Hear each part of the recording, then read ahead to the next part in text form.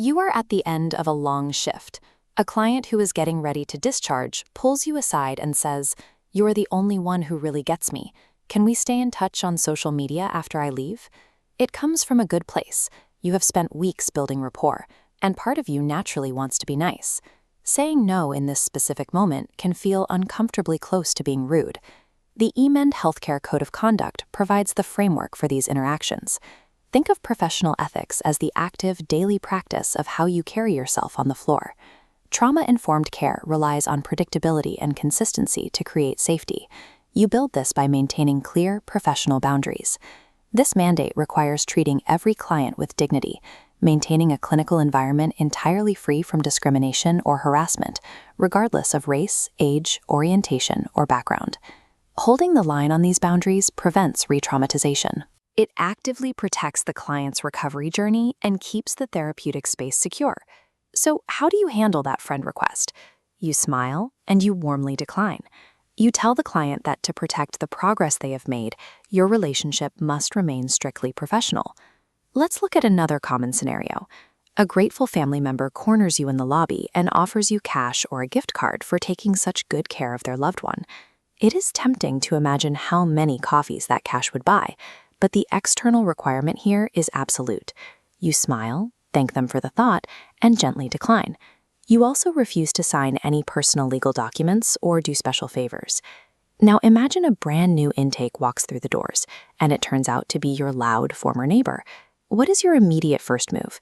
Do you hide? Do you try to manage the awkwardness quietly on your own? Or do you tell a supervisor? You tell your supervisor immediately. Dual relationships and prior personal connections must be disclosed to leadership right away so they can manage the client's care safely. Trying to secretly handle boundary-blurring moments or personal connections leaves you isolated. It compromises your role, and it puts the entire therapeutic milieu at risk. Being ready for the floor also requires strict fitness for duty.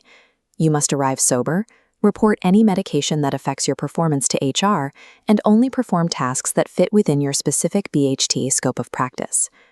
But what happens when you notice a coworker cutting an ethical corner or violating a compliance rule? There is a heavy social weight to reporting a fellow team member. It feels awkward, and the fear of retaliation is very real. This chart breaks down the Emend corporate compliance program. Good faith reporting is an expected part of your job. When you route a concern to the compliance designee, the system is built to keep you structurally protected against retaliation. Reporting a concern protects the clients and the integrity of the program.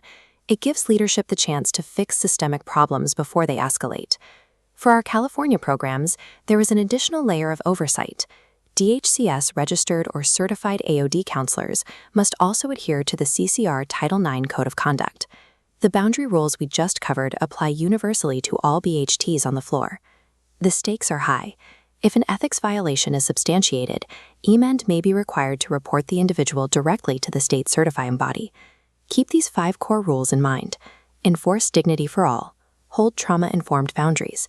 Reject influencing gifts. Stay fit for duty and in scope. And always report compliance concerns in good faith. Next is a short knowledge check to verify your readiness for the floor. Thank you for your time, and welcome to the team at Emend Healthcare.